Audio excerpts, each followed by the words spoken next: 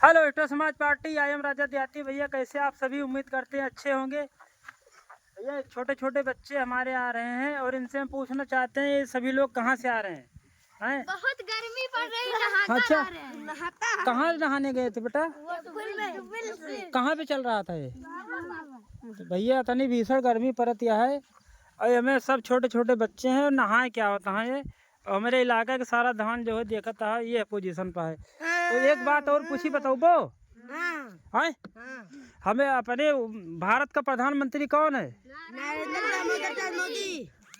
भैया आप सभी देख रहे हैं जो दिल्ली में जंतर मंतर पे भारी प्रदर्शन हुआ था आए, उसके बावजूद हमारे छोटे छोटे बच्चे भी नरेंद्र मोदी का साथ दे रहे हैं। तो ऐसे में आप सभी वीडियो में कमेंट बॉक्स में बताइए ये वीडियो सही है या नहीं है। सही है। Ta-ta bye bye, thank you, bye bye बोलो, बाय बाय।